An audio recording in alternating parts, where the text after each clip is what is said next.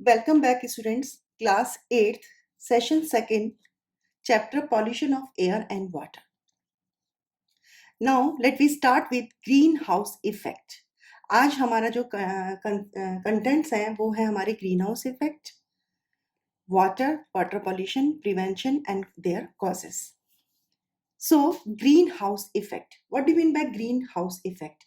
The phenomena where the Earth atmosphere traps solar radiation because of the presence of gases like CO2, water vapor, methane and CFC is called greenhouse effect. Simply, we can say that कि एक ऐसा house, मैं आपको समझाती हूँ किस तरीके से ये कौन सा हाउस है, ये कैसा ग्लास हाउस है, मैं आपको बताती हूँ।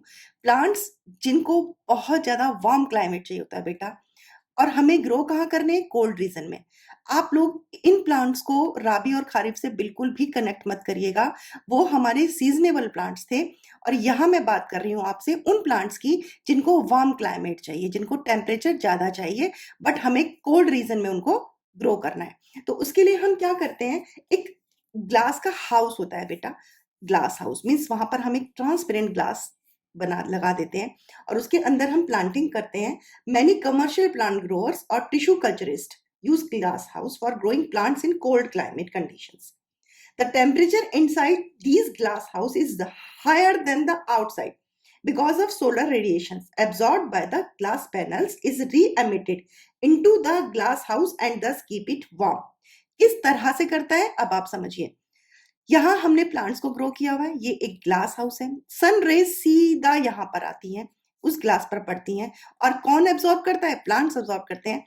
बट ग्लास है तो रिफ्लेक्ट होकर उसी ग्लास के अंदर वो ट्रैप्ड हो जाती हैं और उनका जो टेम्परेचर होता है वो हॉट रहता है। जिस तरह से हमारा प्लांट है, ठीक है, सन उसे रेज देता है, सन रेज देता है, तो कुछ वो प्लांट एब्जॉर्ब कर लेता है, लेकिन कुछ वो रिफ्लेक्ट कर देता है।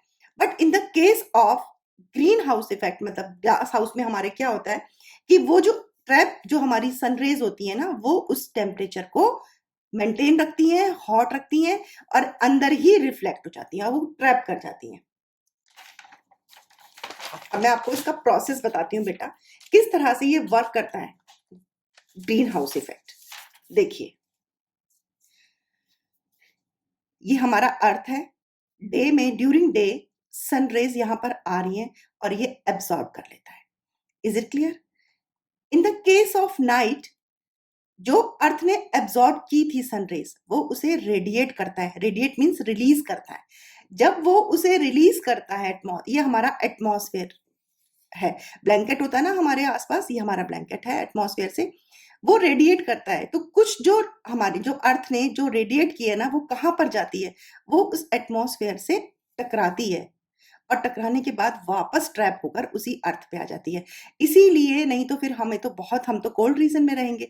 इसीलिए क्या होता है कि हमारा टेम्परेचर मेंटेन रहता है एट नाइट। हम सिंपली कह सकते हैं कि अर्थ एब्सॉर्ब करता है हीट को from sun during day, but at night it radiate the heat, but the atmosphere reflect some of heat back to earth. वो रिफ्लेक्ट करके वापस उस हीट को वापस अर्थ को हमारे पास अर्थ पर वापस भेज देता है, और इसी को बोलते हैं हम green house effect. Is it clear everyone? Now, green house gases क्या होती हैं? ग्रीन हाउस गैसेस मैंने आपको लास्ट सेशन में बताया था एयर के बारे में कि एयर के कौन कौन से मिक्सचर ऑफ गैसेस होते हैं। 78% nitrogen, 21% oxygen, 21% other gases, dust particle and water vapours. अगर हमारे सरफेस पर नाइट्रोजन का बहुत कम रोल होता है, ऑक्सीजन का भी बहुत कम रोल होता है, लेकिन CO2 और वाटर वेपर और मीथेन अगर ये हैं, तो अभी मैंने आपको क्या बताया कि वो फिनोमिना जिसके अंदर ट्रैप करता है, किनकी प्रेजेंस में, CO2, CFC एंड मीथेन। तो हमारी, अगर हम सिंपली बोले कि ग्रीन हाउस गैसेस कौन कौन सी होंगी, तो आप बोल सकते हो CO2, water vapour and methane are the green house gases. आपका एक क्वेश्चन आईसीएसई बोर्ड में ये 101% आता ही आता है कि what are the gases of green house gases. Is it clear बेटा? क्लियर हो गया आपको? ग्रीन हाउस इफेक्ट ये एक मोस्ट इंपॉर्टेंट पार्ट था जो आपके एग्जाम में आ सकता है। Now come to the next topic, water pollution. अभी मैंने आपको लास्ट सेशन में बताया था कि वाटर एंड एयर हमारी बेसिक नेसेसिटीज हैं। हमारी लाइफ में हमें सरवाइव करने के लिए हमें वाटर और एयर की बहुत ज्यादा नीड है। Water is one of the most widely distributed and abundant substances found in nature. It covers about 3/4 of the earth crust. याद रखना, big cities, river, lakes, ponds are the main source of water. ठीक है, अब हमारा water contamination जो होता है वो किसके थ्रू होता है? Contamination of water with harmful unwanted substance like domestic sewage, toxic industries waste, chemicals, pesticides and fertilizers, which cause harmful effect on both living organisms and non-living organisms, is called water pollution. Clear beta? Harmful and unwanted substance which contaminate the water are called water pollutants. Clear? जैसे मैंने आपको बताया। अब जो presence होता है pollutants का, वो वाटर को क्या करता है? स्मेलिंग कर देता है उसमें, और टेस्ट उसका बेकार कर देता है, बैड इन टेस्ट। अब कॉजेज कौन कौन से होते हैं बेटा? Industrial sewage. First one is industrial sewage. Industries of paper, textile, leather, paint produce waste containing highly toxic substance like lead, mercury, arsenic or their compounds, and discharge of untreated industrial sewage directly into the water bodies is one of the main cause of the pollution, water pollution. So industrial sewage आपका clear हो गया. Number 2 is domestic sewage, liquid waste from kitchens, toilets and discharge into rivers through sewer system causing water pollution.